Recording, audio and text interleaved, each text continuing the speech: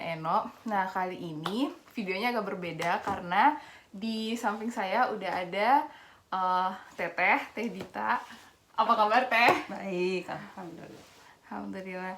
Nah, kita tuh udah kenal berapa lama, Teh? Udah Saya sini 2016, sekarang 2020 ya. Saya berarti, Oktober 2016. Sekarang apa? April 2020. Berarti udah sekitar 3,5 tahun. 3,5 tahun.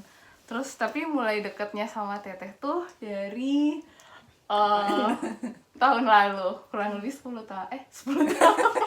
Kurang lebih 10 bulan yang lalu ya, Teh. Baik. Nah, sesuai judul yang ada di video ini, kali ini kita pengen ngobrol-ngobrol tentang perempuan dan pendidikan. Nah, Berat banget. berat banget. Iya ya, Teh ya. Ya karena kan hari ini Kartini, Teh. Jadi hari Kartini. Jadi apa ya? Jadi kayak ngungkit topik ini bakal lebih gimana ya, Teh. Apalagi saya tuh kayak amazed aja sama Teh. Ini bukan pencitraan, teman-teman. Jadi emang udah lama banget saya suka banget sama Teteh. Terus jadi kepikiran dan memberanikan diri buat video ini. Semoga bisa ngasih inspirasi buat teman-teman yang lain ya. Iya. Nah, Teteh ini, Teh Dita, adalah seorang yang baru aja menyandang gelar PhD. Terus PhD atau dokter, Teh? PhD. Kalau di ijazah ya? Iya, mantap pisan. PhD. Nah, terus di bidang apa, Teh? Kesehatan masyarakat. Kesehatan masyarakat. Ada spesialisasinya kah? Enggak. Spesialisasinya di sini saya di laboratorium epidemiologi. Kalau di Indonesia laboratorium itu mungkin setara dengan apa ya, departemen atau bidang keahlian. Kalau di Indonesia kesehatan masyarakat itu ada beberapa, kita manggilnya sih jurusan ya, tapi sebetulnya bukan jurusan seperti di MIPA jurusan matematika gitu ya, nggak seperti itu, tapi beberapa bidang, diantaranya epidemiologi, biostatistik, kemudian gizi, kesehatan reproduksi, promosi kesehatan, kesehatan keselamatan kerja, terus apa lagi ya, permasakitan, manajemen permasakitan gitulah.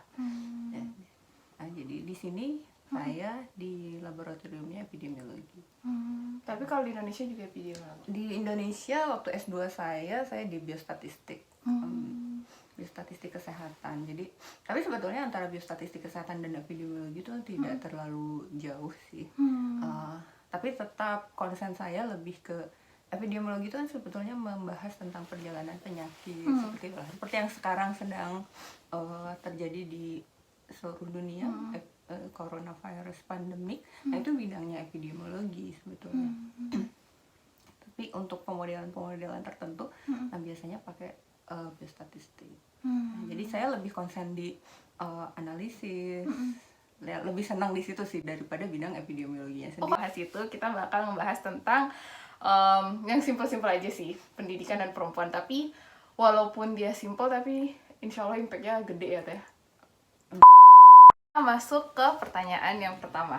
Udah kayak interview aja. Nah, boleh diceritain nggak, Teh? Awalnya Teteh tuh mulai kapan dan kenapa Teteh jatuh cinta di bidang ini? Ini pertanyaan gampang tapi susah buat saya karena sebelumnya itu memang dari awal mau lulus SMA itu saya lebih memilih jurusan. Saya bukan orang yang senang tampil, jadi saya lebih suka bekerja tuh di belakang meja. Jadi kalau bekerja tidak ketemu orang mungkin lebih baik buat saya. Jadi ketika SMA itu lulus SMA kelas 3 lah ya, kelas 3 SMA itu bidang yang saya minati, bukan yang saya minati, yang saya inginkan saat itu adalah psikologi dan kesehatan masyarakat. Memang psikologi dan kesehatan masyarakat. Tapi kemudian apa ya, saya gagal di kedua bidang itu untuk masuk. Jadi ini sebetulnya juga sulit untuk diceritakan karena menurut saya ini sesuatu yang apa ya, sesuatu yang membuka luka lama. Saya mengalami kegagalan beberapa kali untuk masuk kuliah. Jadi 1 tahun saya sempat vakum, tidak kuliah karena gagal untuk masuk itu. Kemudian di tahun kedua saya coba lagi dan ternyata gagal lagi. Nah saat itu yang terpikir saya udah nggak tahu nih, tapi saya ingin sekolah, tapi apa gitu. Terus kemudian mencoba beberapa sekolah swasta pun juga gagal gitu. Itu yang saya bingung, kenapa kok bisa gitu ya gagal kuliah. Jadi saya bukan orang yang termasuk bukan orang yang pintar. Saya selalu bilang saya bukan orang yang pintar. Kemudian kok aku gagal dan saya bingung kenapa ini bisa gagal juga gitu. Sampai kok sekolah swasta pun juga tidak mau terima saya. Nah tapi kemudian saya refleksi lagi, kalau sekarang saya ingat-ingat, apakah mungkin kegagalan itu sebetulnya mungkin saja bukan gagal gitu, tapi ada juga kesalahan-kesalahan saya. Apakah saya salah melihat pengumuman atau bagaimana ya, karena zaman saya dulu semuanya kan berbasiskan paper ya, kertas. Jadi kalau kita lihat pengumuman ya udah harus lihat satu-satu kertasnya gitu dari nomor. Di koran teh? Bukan. Di koran. Kalau untuk yang perguruan tinggi negeri di koran. Tapi kalau yang swasta kita harus datang ke sekolahnya untuk lihat di madingnya. Nah tapi, saya nggak tahu lah. Ya mungkin itu sudah jalannya yang terbaik. Kalaupun memang betul saat itu saya gagal, ya itulah yang terbaik buat saya. Nah dari situ saya mulai belajar bahwa segala sesuatu itu pasti ada hikmahnya. Kemudian saya udah nggak tahu nih, ampun 2 kali gagal terus saya mau sekolah apa gitu. Tapi saya nggak mau selesai sampai SMA saja. Saya ingin sekolah.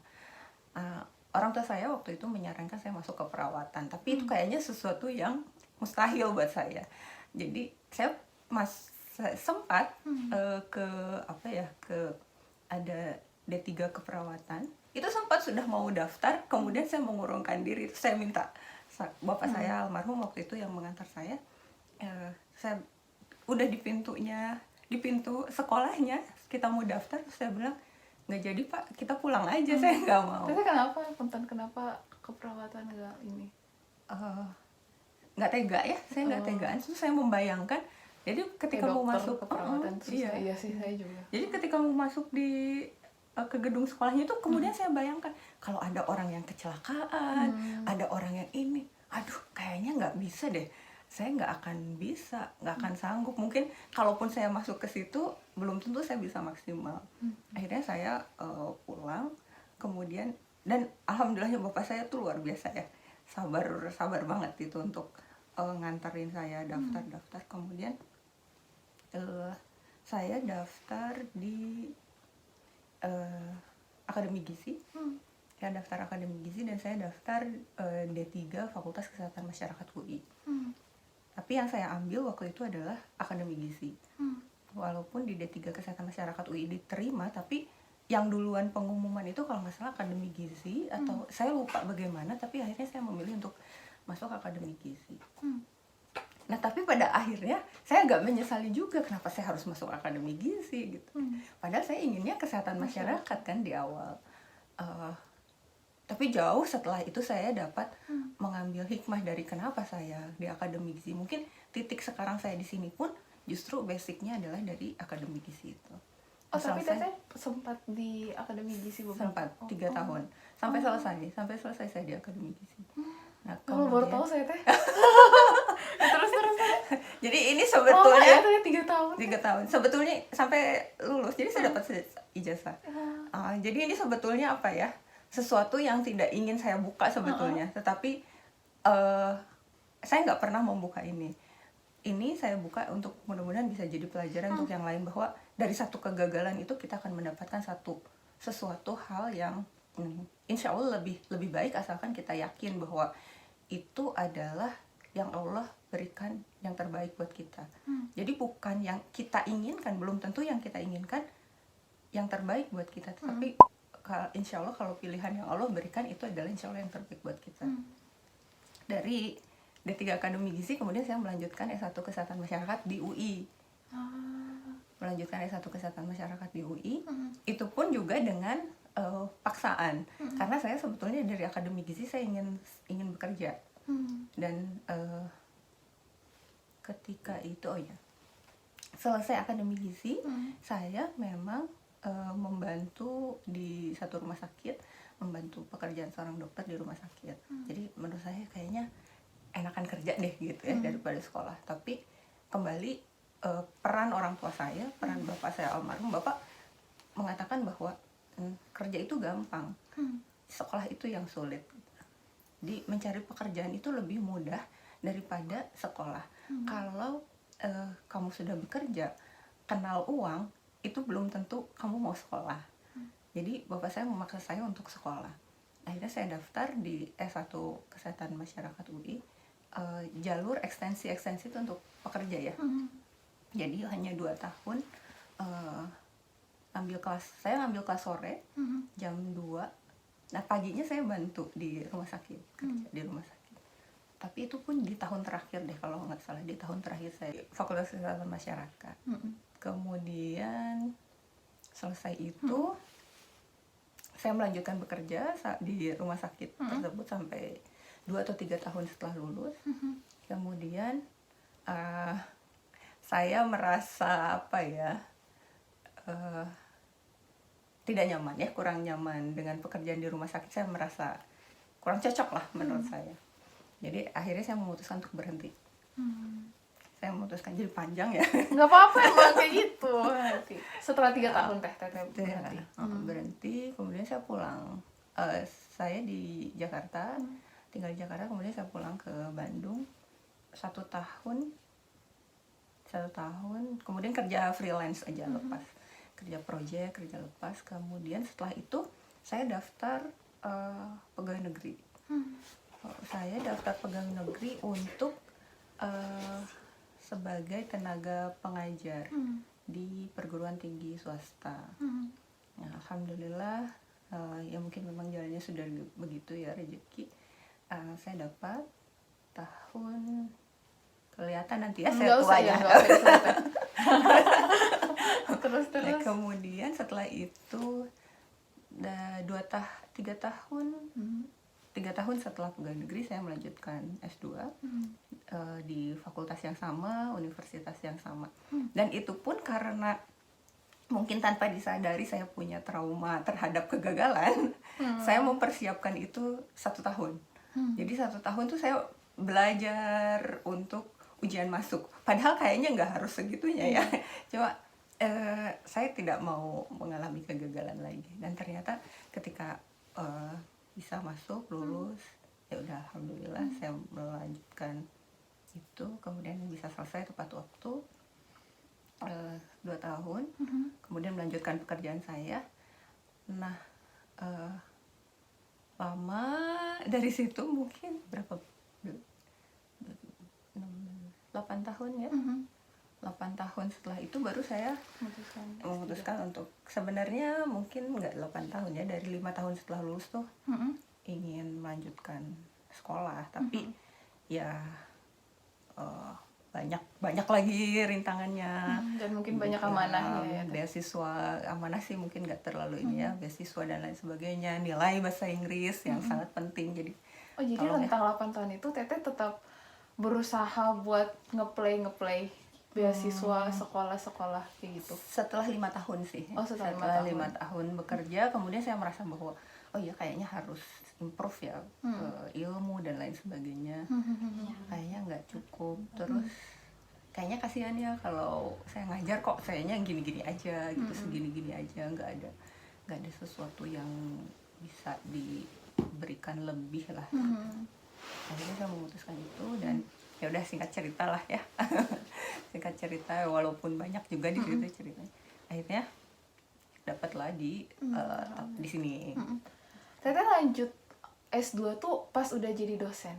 Iya. Oh, udah jadi dosen. Iya, sudah jadi dosen. Karena saya berkeluarga jadi gantian kami sekolah. Iya. siap. Jadi yang pertama suami saya sekolah, kemudian saya. Suami saya selesai tahun itu juga, kemudian saya masuk. Jadi harusnya sekarang gantian juga. Iya. Iya. Tapi kayaknya itu yang bapak saya bilang, kalau udah kenal uang kayaknya susah sekolah. Jadi mendingan sekolah. Kalau ada kesempatan sekolah. Tapi kalau ada kesempatan pekerjaan dan belum ada kesempatan sekolah ya nggak apa-apa. Tapi kalau ada dua pilihan antara pekerjaan dan sekolah, ya kayaknya mengambil sekolah lebih baik kalau menurut saya. Karena kalau sudah terlena bekerja akan agak sulit. Iya sih, karena langsung mengenal uang gitu ya istilahnya. Iya sih. Tapi kayak apa ya, mungkin ini juga berkaitan dengan pertanyaan selanjutnya. Teteh tuh, saya udah tahu banyak, maksudnya nggak tahu banyak sih, maksudnya sebelumnya juga Teteh udah pernah cerita tentang ini ke saya. Terus saya tuh ngerasa bahwa Teteh tuh berapa kali mengalami kegagalan, tapi instead of udah sih Stop udah gitu gagal ya? saya stop, karena saya juga kayak gitu Teh. Maksudnya kayak kadang kalau misalkan gagal jadi males buat mencoba lagi. Tapi Teteh tuh masya Allahnya, Teteh kayak oke, saya coba lagi, saya ngerasa masih banyak yang harus diperbaiki. Pas ngajar juga Teteh merasa kalau kok kemampuan saya masih kayak gini-gini aja, saya pengen mengimprove diri lagi. Maksudnya kok bisa sih Teteh punya mindset seperti itu? Gimana Apa ya? yang Enggak mudah sih memang. Iya. Ketika kita merasa gagal, seperti ketika saya SMA saya merasa dan Teteh gagal. juga sebut tadi kayak ada trauma tersendiri Iya. karena gagal. Jadi setiap ujian itu selalu saya merasa, oh saya harus persiapan nih gitu. Karena mungkin di bawah alam sadar saya selalu ada bahwa iya saya nanti gagal gitu. Jadi selalu wah apa yang harus saya siapin ini. Pada akhirnya tapi itu menjadi hal yang positif karena pada akhirnya kita akan mempersiapkan itu dengan sungguh-sungguh kan. Ya, dengan sungguh-sungguh. Nah, tidak mudah untuk udah bangun gitu ya. Aduh saya ini tidak mudah. Apalagi ketika lulus SMA menurut saya itu apa ya? Di umur segitu kemudian saya sudah harus mengalami itu. Tapi justru itu yang membuat saya bisa menerima kegagalan karena itu.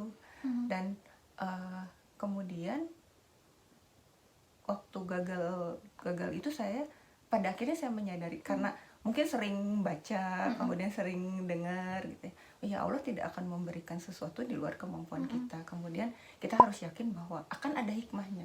Akan ada hikmahnya di balik ini semua yang kita tidak tahu. Dan ternyata betul. Kenapa saya harus masuk akademi gizi padahal itu bukan sesuatu yang saya inginkan sekali. Saya ingin masuk kesehatan masyarakat. Tetapi pekerjaan saya waktu itu adalah justru dari akademi gizinya. Maksudnya yang membuat saya bisa kerja, sekolah sambil kerja adalah ya akademi gizi itu yang membuat saya bisa sekolah. Kemudian ya jadi banyak hal lah yang kemudian menjadi motivasi buat saya. Benar-benar kayak mungkin kalau misalkan saya Teteh nih nggak punya keinginan kuat nih, kayak saya suka kesehatan masyarakat dan saya pengen belajar tentang itu sampai selesai, mungkin Teteh nggak bakal bisa sampai sini ya mungkin ya Teh. Dan satu lagi karena mungkin ketika S1, ketika D3, S1 yang membiayai adalah orang tua, jadi ya udah ketika saya sudah memutuskan memilih ini, saya harus belajar dengan baik-baik gitu. Saya harus belajar dengan baik-baik karena kasihan orang tua saya yang sudah membiayai saya. Benar. Iya, jadi ya udah saya harus selesaikan apapun pilihannya. Ketika pilihan itu tidak sesuai dengan keinginan kita, ya itu resiko yang harus kita hadapi. Tetapi bukan berarti ketika itu tidak sesuai, kemudian kita melakukannya dengan setengah-setengah gitu. Iya, benar. Ya berusaha semaksimal yang kita mampu lakukan saja. Pada akhirnya itu. Kemudian di akhir-akhir ketika juga gagal tes IELTS nih, beberapa kali nilainya nggak cukup, itu ini juga muncul lagi bahwa jangan-jangan kayak percobaan ya. Kalau percobaan pertama gagal, terus percobaan kedua dicoba lagi yang kedua berhasil gitu. Nah mungkin itu ya, mungkin di percobaan ketiga, di percobaan ke 5, 6 dan seterusnya yang saya bisa berhasil gitu. Itu mungkin juga yang membuat terus termotivasi bahwa iya deh coba lagi Dan Teteh juga tes IELTS udah berapa kali gitu, terus iya tuh ngabisin duit bang. akhirnya bisa Tapi lulus. itu jadi pengalaman sih. Bener-bener Teh. Terus pengen nanya lagi nih, kan Teteh udah cerita nih awal mula kapan dan kenapa Teteh suka bidang ini ya, kesehatan masyarakat. Terus pengen bahas tentang gimana sekolah S3 PhD sekolah S3. Nah, kalau misal kita sekolah apa ya, lanjut sekolah ke S3 mungkin ya, mungkin kita dituntut buat publikasi beberapa kali. Mungkin ada beberapa sekolah-sekolah atau jurusan-jurusan yang menuntut kita seperti itu. Apalagi Teteh mungkin kuliahnya di luar juga, dan mungkin apa ya, keharusan buat publikasi juga mungkin berbeda dari negara-negara lain termasuk Indonesia. Nah, apa sih yang memotivasi Teteh buat tetap berkarya, tetap menghasilkan sesuatu di bidang Teteh gitu? Teteh udah publikasi berapa BTW? Berapa Teh? Sedikit. Ya. Oke, baiklah, rahasia. Bisa dicek ya nanti di mana gitu Teteh. Oke, kenapa sih Teteh? Apa yang memotivasi Teteh buat? Salah satunya kenapa saya ingin sekolah di luar itu adalah memang salah satunya saya ingin belajar untuk membuat publikasi. Itu tujuan utama gitu. Karena saya merasa ketika di awal datang itu, bukan di awal masuk itu, saya merasa bahwa oh iya, saya mungkin sudah tahu dasar ilmunya, tapi rasanya untuk publikasi di Indonesia tuh sulit gitu. Karena kita, kalau di bidang saya ya, entah di bidang yang lain, itu kalau melihat publikasi internasional tuh kayaknya tinggi banget gitu ya, kayak apa ya, pungguk merindukan bulan, susah banget gitu. Dan kemudian kemampuan bahasa Inggris kita juga terbatas. Ya, tapi wajar menurut saya karena memang bahasa Inggris bukan bahasa utama kita kan. Jadi ya sudahlah gitu. Nah, karena memang tujuan ya niat awalnya adalah saya ingin belajar riset, saya ingin belajar menulis dan ingin belajar publikasi. Jadi mungkin saya sangat serius gitu untuk melakukan itu. Ditambah lagi supervisor saya. Luar biasa. Ditambah lagi guru-guru saya di lab itu sangat mendukung saya untuk, bukan mendukung lagi ya, memaksa memaksa saya untuk membuat itu. Tapi ujung-ujungnya positif ya Teh? Ujung-ujungnya positif, dan akhirnya oh iya ya, bukan nggak sulit sih, sulit, tetapi bukan tidak bisa kita lakukan gitu. Walaupun sulit ya bisa kita lakukan. Karena saya pun juga merasa kesulitan. Seharusnya targetnya kan 1 tahun 1 ya. Kalau saya itu sepertinya pembimbing tuh mintanya 1 tahun 1, tapi itu tidak bisa saya kerjakan. Saya 1,5 tahun saya baru bisa publish paper. Tapi ya positif lah. Tapi itu udah lumayan banget ya, saya 4 tahun nggak jadi. Baiklah. Ya beliau tuh nggak marah saat itu, nggak marah. Hanya kemudian saya gagal pun nggak pernah